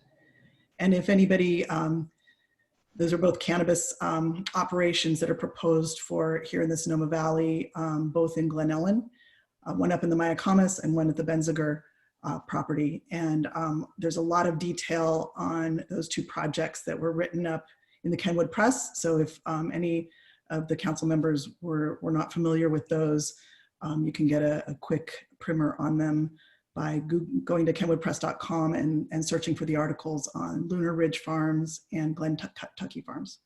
So Councilmember Dickey, can you think of any other recent topics that were? There was a dispensary proposal in Kenwood very early in the year. I don't know what the status of it was. We voted in favor of it, and went back to Sonoma County Planning. So, but you're right, those are the three. There was the one earlier too at the a larger proposal, again, a cannabis one that's on just off of Trinity Road, sort of adjacent to Highway 12. But of, all the local proposals have been cannabis related. We're going to become cannabis central. All right, thank you, Councilmember Dickey and Councilmember Dowling. And any other questions or comments? Okay, let's move on to Councilmember Dowling has a report on the Glen Ellen Forum. Thank you, Chair Dawson, and council members. Pleasure to meet you all. This is certainly strange, but it's fun to see who you are, those of you who I haven't met in person yet. And I look forward to working with you all. I thought if we're doing a Glen Ellen Forum update in every meeting, I can kind of give a foundation of what the Glen Ellen Forum is tonight very quickly. And then in future meetings, just give a little 2-second rundown of what may have gone on in the last monthly meeting or any active projects that the forum is working on. Does that sound okay to everybody? Sounds good. Okay, I see a slight nod from most people who aren't asleep. So we're actually a nonprofit organization. So we are not any sort of a governing body. We don't have opinions about things because we're not an entity. We're a group that is dynamic. We don't represent the community because we're just a bunch of people that show up on Monday night because we have nothing better to do and happen to share a zip code. So we have a lot of diverse opinions and ideas, and the objective of the forum is to provide a place for people to get informed about different topics of relevance to our community, so they can make up their own mind and then potentially bring ideas out of that to this body or directly to Supervisor Gorin or to whatever government entity is appropriate. And then one correction that I slip up on myself, I am not the president of the Glen Ellen Forum. I am the president of the board of directors of the Glen Ellen Forum. So the Glen Ellen Forum is governed by our bylaws and our board of directors. And Councilmember Morgan is the vice president of the board of directors of the Glen Ellen Forum. So it's a little more of a mouthful, but a lot more accurate. So we're not ruled by a person. It is the board of directors that we're required to have to maintain our nonprofit status.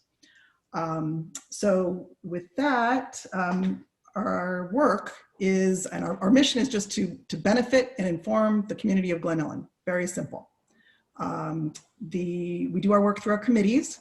So we have our working committees we have an Eldridge SDC committee, completely exists to provide that information to the community. What are people proposing for the property? What's the status of the PAT? How can people get information and get involved? We have our Commerce and Tourism Committee that is a group of local businesses and those interested in commerce and tourism topics. We have our Engagement Committee that's a little bit dormant right now because Engagement Committee is all about holding events to bring the community together, and we can't really do that right now. The Projects Committee is extremely active, and I'm going to skip to some of their recent accomplishments. They recently painted an egret mural underneath the Glen Ellen Bridge. So you can only see it from a certain angle, but it's a beautiful mural that someone put up there. And they also painted over some graffiti that had been there before, not the good kind of graffiti, the pollution kind of graffiti. And so they felt that having the mural there would discourage people from tagging it. They also put the mural up on the broken window at the saloon because it looks a little prettier than the plywood. They put up a new bulletin board at the Glen Ellen Market within the past few weeks. So something a lot larger and more and cleaner, more modern than what was there before. That was timely because a scofflaw ran over the old bulletin board that was in front of the post office that very evening. And so the Glen Ellen Projects Committee was there the next morning to help clean it up. They've also put up the banners around town in Glen Ellen just to kind of thank our essential workers. They're working on one to remind people to wear their masks. And quick announcement that on October 4th, they will be hosting a town trash pickup. It's a lot more fun than it sounds. So it's from 9 a.m. to 11 a.m. on Sunday, October 4th. Just meet at the Glen Ellen Post Office. No need to sign up. You can bring gloves if you have them, but they will have supplies for everybody. And we'll do that pretty easy to social distance because we'll all just stay apart when we pick up our supplies, and people can go in their family pods around town, and we'll assign different areas of the town. So our big thing that we're famous for is our monthly meetings. So usually first Monday of the month. Some recent topics that we've had this last Monday, we had 2 speakers who had ideas about something for the future of the Sonoma Developmental Center property. And we'll have those meetings online at our website at forum@glenellen.org. We did a presentation on fire readiness, a couple of them, one on how to do landscape hardening for your property while still being wildlife friendly and water wise. And in general, we just do overview of what's going on in Glen Ellen, and we get our speakers, they come to us usually, or people have ideas of, hey, we should go reach out and find somebody at PG&E to talk to us directly about what's up with the PSPS. Any questions? Or Angela, do you have anything to add?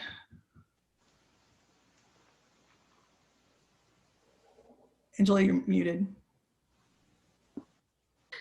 Okay, here I am. I would really like to say something. I'm on the board with Melissa, and I've been part of the Glen Ellen Forum since its inception. And as Melissa said, it brings a lot to the community, and it has evolved a great deal over the several years that it's been there. Melissa's done an exceptional job as the president of the board. And the forum has brought so much connection and organization, and during the fires, a real sense of solace and comfort, and also true support to a lot of members of the community that were hurting. We had landscaping. Melissa, worked with people to get grants. There were barbecues, there was furniture, there was food, and there was just general connection and support. So it is really a tremendous organization, and it's really an honor to be a part of it. Thank you, Councilmember Norda Morgan, and thank you, Councilmember Dowling. And just speaking for myself, yeah, I'm very appreciative of all that the forum has brought to Glen Ellen and to me personally. And just also wanted to express my intention and hope that that the forum and the Municipal Advisory Council will be able to work together on shared interests, which like I know there's a safety committee, on the forum, so I could see our transportation purview connecting up with that, projects. I think there's a lot of ways that we could support, the MAC could support the forum and vice versa. So look forward to making that happen. Yeah. And I also just want to express, the desire to do that with other community organizations. So the forum's important, but there's other organizations too that, I would like to work with. Any other comments or questions? Okay, let's see. My notes say others as appropriate. So any other reports that are appropriate? We'll take the inappropriate reports afterwards.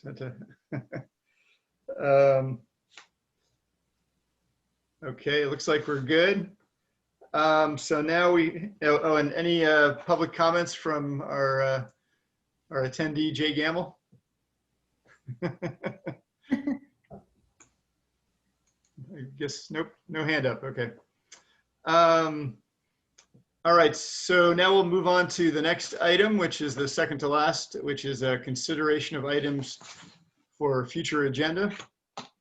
And I think I'll let Ariel go first because she's already got some ideas down. I jotted down a few things, but she'll probably have, I'm guessing she'll have the ones we really need to focus on immediately, like drafting a mission statement and things like that. And actually that was the one thing, so a little about me is I have to log off of all my county resources onto my personal computer to be able to do a Zoom. So I don't have access to any of my files.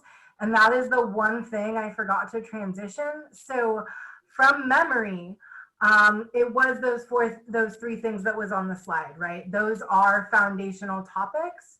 That doesn't mean, nor should we, or you, do them all on your next meeting. I think it does, some of them are kind of meaty, so it does make sense to spread them out, but that was the mission statement and goals and priorities and the communications plan. It might make sense to do a mission statement and goals and priorities together, or it might not. That's something I can work with Chair Dawson on. Also the budget, I don't know that that is something that you guys need to dive right into before you know your goals and priorities, but that is something that I gave the Springs MAC that presentation. The MACs are run the same, the expenses are different, but they're run the same. So I have that presentation ready for whenever you guys want that. And that's all I have off the top of my head because I forgot my spreadsheet. But really, of course, it all, you know, especially once we get these initial things out of the way, it's driven by you folks and what you want to talk about. So I think I see Melissa with her little hands, but that's. So are we suggesting topics for future meetings? I would love at some point, and maybe not the next meeting or the next meeting or the next meeting, but I would love for this council to talk about the bike path proposal that we've been discussing with Supervisor Gorin for quite some time. Thank you, Councilmember Dowling. You read my mind. That was on my list too. For whenever it's appropriate. Maybe we can discuss when would be a good time to bring that in. Any other thoughts on the agenda? Yes, Vice Chair Das. Yeah.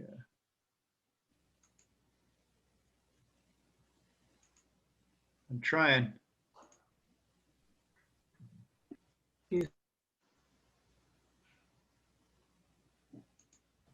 There we go. Sorry. Our next meeting is in October, and in Kenwood, October is issues regarding fire, etc. And because we have traffic and fire services, evacuation routes are still unclear if Highway 12 is not available to people in Kenwood and Glen Ellen. And I don't know that we can solve it right now, but a brief presentation regarding suggestions from either the Highway Patrol or the Sheriff's Department. Those of us who evacuated 2 years ago know the craziness that happened that night. And I just think that it would be helpful, being those are two of our items of concern, which is fire safety and services and traffic. Calmness is what it says in our binder. Is what to do or how to plan. And I realize it's halfway through October before we meet again, but the fire issues could be in November. And it just seems if we had a few moments, I'm not looking for a full-blown plan to be developed, but a presentation, if we could identify appropriately somebody from the county or the state to just talk about what their thoughts are, because there was nobody, when we left Kenwood that night, there was nobody telling us which way to go. Thank you, Vice Chair Doss. I'm going to suggest the forum has their emergency preparedness committee, if that's the right name. I've worked a little bit with Nick, who's on that committee for an evacuation plan for Glen Ellen. I know I believe there's even a document that's set up, and maybe we could invite Nick or Chairperson Dowling to report on that next meeting. Yeah. Unfortunately, our traffic and safety committee, which did tons of work on fire preparedness, we don't have a chair of that committee right now. So it's a little bit dormant, but as soon as that changes, we'll tap that person to come and report. In the meantime, our website, glenellen.org, contains a lot of collected information from a Glen Ellen perspective. However, it does not include Kenwood, but that would be a resource we can point people to. Thank you. All right. Hey, Arthur. Yes. Councilmember Cooper. Yeah, how would one get informed? You mentioned the bike path. Yeah, I'm not familiar with that at all. I'm just very new. So how would one get informed about some of these subjects if you haven't been involved in it? Is there a way? I'll answer that the best I can, then Ariel can chime in. I mean, for the bike path in particular, I wrote up a paper on that about 10 years ago on the route and the suggestions for how it might come about. So that's something I could provide. I think, Ariel, on our website for the MAC, is there a place for things like that, just so people can go in and see what we're looking at? Yeah, the website, we can certainly add things like that to the website. I'm going to let you know that the county's web platform, so the way that the entire county website functions, whatever page you're looking at, is very clunky and difficult to update and doesn't have a lot of freedom about how and where to place things. I update our website, so I'm happy to add a kind of current topics page that I can update periodically. I'll also caution that anything that's hosted on the county website needs to be ADA compliant and needs to work with screen readers because it's a public agency. So some things like lengthy PDFs, like if your paper is a PDF, say, we don't like to link to those because someone who's blind can't access it, and that's an ADA violation. So there's some bureaucratic complications there. I think it makes sense to share your paper, with your fellow members as information. And as far as the bike path, that is still a topic that Supervisor Goyen brings up often. We actually had a large meeting planned with Caltrans, county parks, the city of Santa Rosa, because Highway 12 on the route does actually end up in Santa Rosa, and a couple other folks, and it was planned for April, and then COVID happened and it just, it ended up on the back burner again. But it is something that is talked about, and with Supervisor Goyen, the chair of SCTA, it's something that they discuss as well. So I think that's a perfectly, valid thing. And Councilmember Cooper, you're welcome to connect with Arthur and get that paper. But I think the update would come from this body looking at that, right? And that is certainly an appropriate thing to get an update on. Thanks, Ariel. I think we need to be clear. I think we're talking about two different bike paths. One is a community bikeway. This is the one that I sort of sussed out, going basically from Madrone Road, potentially all the way up to Dunbar School. Mostly just crosses Arnold Drive, so it's not on any main streets. Some of it's bike path in the regional park. And then there's another bike path that's I think, being planned long-term to go into Santa Rosa and I think eventually go all the way into Sonoma. And I have a feeling that's more what Susan was working on recently, because I don't think Caltrans will be involved in the community bikeway, but it's good. But I'm not super familiar with that either. Yeah. All right, thanks. Yes, Council Member Narda Morgan. Yes, and this ties in a little bit to the bike path that Councilman Dowling and Chair Dawson had just brought up. And I would love to see us bring some real information to our community. This is a broader picture about what it means to lower our carbon footprint and how, as a community, as a group, we can help participate in defining and building solutions that will be effective in helping us all prepare for a future of climate resilience and sustainability. And we can see how, you know, all of this is happening around fires and floods and all of this. And I think that climate resilience is a really important topic. So I would love to see that brought in, at least in an informational way, to the agenda. Yeah, thank you, Councilmember Narda Morgan. And yeah, this last 10 days have really kind of, you know, hit the nail on the head on that one. I think 114 at my house last week. Yeah. In Glen Ellen. That's crazy. Any other suggestions for the agenda next month or comments on anything that's been, yeah, Councilmember Dickey? Question for Ariel. Ariel, you mentioned that you had created a spreadsheet with some suggestions on it. Would it be possible for you to make that available to us? Sure, it was really more my internal spreadsheet that I just put those few items on. I've been taking notes and I will add those to it just to kind of help everyone keep track of the suggestions. It doesn't mean that they're all going to happen next month, but I can certainly share the spreadsheet or a version of the spreadsheet with everybody. That would be helpful, I think. For nothing else, just for an initiation, right? Yeah. The other suggestion I would have is I would like some information on that's related to the condition of the bridge in the center of town. We've talked about evacuation routes, we've talked about emergencies, and you know, that bridge is like, it's the lifeline of this community, and it's obviously deteriorating. Caltrans has authority over every bridge in the state of California, and they probably, somewhere in their archives, they probably have some sort of identifier associated with that bridge. And I think it would be valuable for the community to understand what, if any, there's a proposal for dealing with it.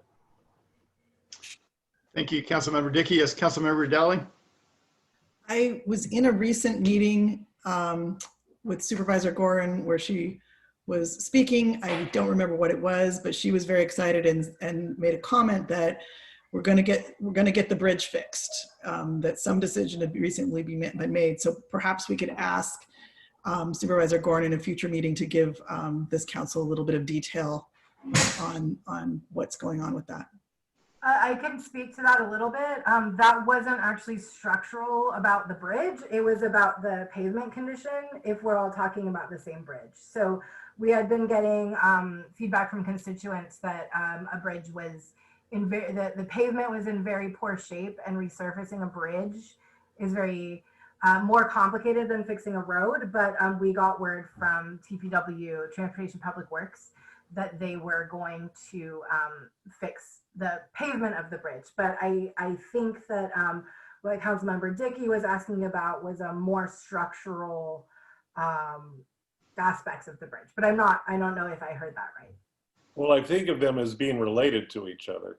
I mean, you know, as the bridge is deteriorated on its surface, I can't help but believe the structure hasn't also been compromised by the continued deterioration. So if there's information that's available to us that details both, I think that'd be really helpful for us. I'd support that. Yeah, Councilmember Eagles. Oh, thank you. And I want to note that I know Councilmember Newhouser has his hand up, as does our attendee, Jay Gamble. But just a clarification from you guys, are you talking about the bridge by the post office? You're not talking about the bridge at the developmental center, are you? We're talking Post office, I'm pretty sure. Yeah. post office bridge, okay. Post office, yeah. Yeah, okay. I am liking what I hear about agenda topics. I have a kind of a process, not a process question, but a question about some of the things that you went through, Ariella, the outreach plan, mission statement, and particularly the outreach plan. Because with respect to Jay, we only have one community member here, and I know I live in the area sort of south of Madrone Road, so and I had recently had occasion to try to outreach for another occasion. It was challenging, I'll say, and I'd like to do more outreach in my neighborhood and outreach in the neighborhood where Councilmember Handren is, also south of the developmental center. And so I guess my question is, what's the process for working on those, the mission statement and the communications and outreach plan? You know, are those subject to Brown Act? Can we collaborate on those? You know, how does that work in terms of how those get done? Can you comment on that, Ariel? Yes, and I will do more research on this, I guess, because I was only present for a small part of the Springs process on that, and that's the only one I've been a part of personally. It is definitely different for everybody. I believe that with the mission statement and the Springs MAC, they formed a subcommittee. So you can form subcommittees and to work on that and then bring it back before the full body to approve. It's also possible, a little more challenging in a virtual format. It's also possible that you could do the kind of, I'm sure many of you are familiar with the kind of meeting format with the large post-its and voting with dots, etc. Yeah. It's also possible you could get to some kind of consensus in that kind of a format. You know, so the drafting of the mission statement does have to be done in public, right, as a Brown Acted committee. But I think there can be some pre-work done by select folks in a subcommittee, and then it gets talked about with the full body in public, if that makes sense. Yeah. Okay. Thank you. I'll call on somebody in just a sec. I just had a follow-up question on that. I wasn't clear from the Brown Act video whether subcommittees have to publicly notice their meetings. I'm going to relook at the bylaws, but we ran into this with the Springs MAC, and I believe that the subcommittee can meet if it's only of less than a quorum of MAC members, as long as it is less than a quorum. And in the MAC bylaws, we are only allowing subcommittees to have MAC members, right? So there's a much more complicated way where you can get community members in there to serve on your subcommittees, but that would create a Brown Act requirement. So I believe a subcommittee can be less than a quorum and they can meet and do some work. They don't get to vote on it, obviously, because they're less than a quorum. They can't make a decision. The Brown Act does call for and allow ad hoc committees, or what you're calling subcommittees. Yes. But their title is ad hoc committees. Right. And they can meet with community consultants. They can meet with different people. They can make no decisions, and all they can do is make recommendations. But they can do a lot of work. And most public agencies that I've been involved with have used ad hoc committees regularly. Yeah. All right. Thank you, Councilmember Das. And I'm going to recognize Councilmember Newhouser, and then I'll recognize Jay Gamble, member of the public. Oh, good. Thank you, Arthur. Sorry, Chairman Dawson. I've fallen short a little bit on the proper address for everyone, so I apologize for that. I just wanted to concur with Councilmember Das earlier on kind of a priority being the current fires and conditions of the fires. And I think that even though roads and bridges are very important, especially for evacuation, I think there's things that we can address in the short term, such as air quality, which has become a huge issue, and a potential threat that we could help disseminate information. Having learned about purple air and air quality reporting, It's been very helpful in knowing when to even open a window, much less go out and exercise.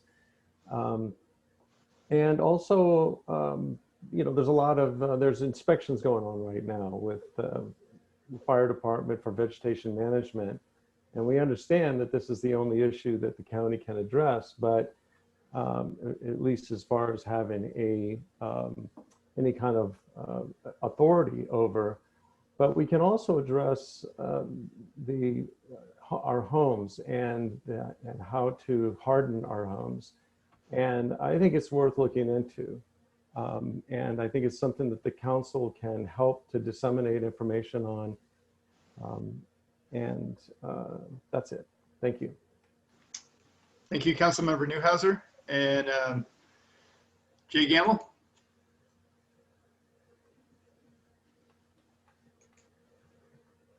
Can you hear me now? Yeah. I guess I'm not visible. It's okay. I think it's been a great evening. Kate, outreaching is really important, and I really understand that. I'm going to defer a little bit of this to my new boss. And if you don't know who she is by now, she's sitting down there on my screen. Melissa, welcome. I can look forward to working with you guys. I really do. But I think it's marvelous that you are on this committee, that you are on this council, and that we were unable, because of the cancellation and the timing with this issue coming out, it just came out. So people did not know about this or how to get on. And it will improve, I can guarantee you. We'll do our damnedest to make sure people understand it. And as people understand what you're doing and the importance of a real topic that touches people, it will happen. It will be better. One of the things that we just raised, Ariel brought it up, and I think is vital. Arthur, we do have a story from last September 15th on your proposal for the trail from Madrone up to there. We had a nice story in the Kenwood Press, but it was a year ago, almost to the day, a year and a day ago that we had it. But it's in there. The Kenwood Press can be a valuable repository of information. We have a very good search function. You can find stuff if you use it. Almost every one of the SVCAC. What I think is important, and I'd like to see you consider very carefully, is where you're going to have a repository of information that's easily available to the public. And Ariel, I understand what the county's difficulties are with getting stuff posted. It's just SVCAC has had minutes waiting to be posted for over a year. And it's just, I understand that it's not possible for a lot of reasons out there. I think the Kenwood Press, and I'm not going to volunteer, Melissa, we'll work this out. We have opportunities within the web structure to provide a source. The Glen Ellen Historical Society also has very good web arrangements where we can provide a source of a repository for documents like your plan, Arthur, and it's very well developed, or at least it's very well thought out, and it should be available to people with a quick public reference. Ariel, I hope, Jennifer, I'm so pleased to see you here taking notes, and I hope that can get posted. The minutes can be posted soon on the county site. If not, I'd love to see them posted with the Kenwood Press or to get them posted and make wherever you decide to put your documents and your information. I think getting a repository that's available to the public, notice to the public, and where they can go get used to looking for stuff will be very important. And I hope we can help, Melissa. And that going forward, it's a logical place to put stuff for people who want to know what you guys are doing. And I think it's real important. So I'm happy to see you underway, and I've talked enough about that. But I think getting information, Kate, is absolutely vital, and having it available to people about what you're doing. And that is going to mean a lot of digital information in one way or another. You're going to drag them kicking and screaming into the 21st century, whether they like it or not. But we'll do it. I think we've got to make the marriage between the paper and the bits happen as we move forward here. But I look forward to the cooperation with you guys. I feel like I'm a sort of a fourth member, the fourth estate on the board here, because we're here to, that's what we do. We go to all the, we read the 200-page reports and tell people about it, what the parts they need to know. And so keep going. Thank you. Thanks, Jay. And yeah, I just like to express my appreciation for the Kenwood Press, and the good news is it's going to keep going with some of the same folks. And yeah, you guys are great. And I don't know if anybody else talked to Jay before this, but I was talking to Jay probably a year ago or more about the MAC, and tapping into his knowledge about government entities, and he's great. Yeah, so I encourage people to contact Jay if you have certain types of questions. Yes. Absolutely. Please don't hesitate. You can find me anytime. I'm at Kenwood Press, jay@kenwoodpress.com. And I've had the same number for 42 years, which not many people can say in this county. Yeah. So I'm available anytime. I just want to say thank you, Jay, for coming to our meeting and being our public. Councilmember Handren, did you have a comment or question? Yeah, just a quick question. Are we allowed to have any kind of a social media presence? Yes, you are. NA of the Springs MAC recently started a Facebook page. The question with that becomes, who is going to manage it? So, I can't manage it for you. So that might be something, but it is certainly allowed. So you're allowed to have a public North Valley MAC Facebook page. And I honestly think that as long as it's well managed, because you have to walk the line where you have to let people speak in public on the page, and have a code of conduct so folks don't get abusive and you can't censor, etc. And I'd be happy to talk folks through that. But if that's something you guys want to take on, you're more than welcome to. We can actually live stream the meetings directly to Facebook that way, as long as we're on Zoom at least. So it is a really good tool, and it doesn't come with the same kinds of limitations that the county website does. And I'm certainly willing to help you guys build out the county website, and that is where the minutes are going to be. I'm going to put the recording up on it as well, the recording of the meeting. And I can certainly make a tab for issues, etc.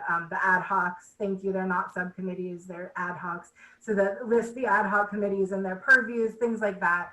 But the ADA concern is real for the county. So, and I have too much on my plate to manage a Facebook Facebook page nights and weekends. But if that's something you guys all want to explore, you are welcome to. So we could, so it sounds like a good suggestion for an agenda item would be social media presence. Yeah. And that can also be a part of your communications plan, right? Because the communication plan isn't only reaching out to your neighbors, it's also in the long run, how do you communicate with folks? So I think that's perfect. And no one gets off the ground running their first meeting with all of these things in place, right? It's something you develop over time. Right, yeah. I have a quick question, Ariel. I understand the limitations of the county website for ADA, et cetera. But is it possible to have a link on the county website to something that's not ADA compliant? That's a gray area. I'm certainly, depending on what it is, as long as there's not much of it, I'm certainly willing to explore it with folks. And with the county, right? I'm not the one that makes the rules at the county. So, but depending on what it is, yes. Just remediating PDFs is very difficult, and I have done it, and it's very difficult. So, but yes, linking to external sites is generally okay. The law in this area is still developing, honestly. So there's not a lot of black and white answers. I mean, I certainly support it if it's, possible within a reasonable time frame, but if it's holding things up excessively, it seems like it'd be worth having at least an option for many people, if not everybody. Any other comments? Yes, Councilmember Cooper. Yeah, it seems like to me that the structure is kind of already there. I don't know how the rest of you are, but I would be much more inclined to look at the Kenwood Press and go try to knock through the county website. Seems if we could develop some kind of relationship with the Kenwood Press and start directing people, at least locally here, for even online stuff. It seems like the structure might be already there, build that up and out, people might be more inclined to board and pay attention more quickly. But I guess that's part of the ongoing discussion we'll have. All right, thanks, Councilmember Cooper. Yeah, I think it sounds like this is a really good agenda item. Any other comments, questions, thoughts? Let me look at the official language here. So if there's no more comments or questions, I'm going to request a motion to adjourn. So somebody would need to make a motion to adjourn, and then somebody would need to second it, and then we just vote on it. Or I motion to adjourn. I second. Okay, all in favor of adjourning, raise your hand. Aye. All opposed? Any abstentions? All right, well, thanks everybody. It's been a pleasure to have our first MAC meeting together, and I look forward to the next one. And the executive committee and Ariel will be working on the agenda for next time. I'm guessing pretty soon, because we're already a week past our original date. So I'll be in touch with you guys in the next couple of days. Thanks everybody, and stay safe out there. And Arthur, you have to say the meeting is adjourned. Yes, the meeting is adjourned, and I don't have my digital clock, but it looks like it's about 7:42. Thank you, Ariel. Thank you. Thanks. Awesome. Good job. Thanks Thank all. Bye-bye. Good night, everybody. Night.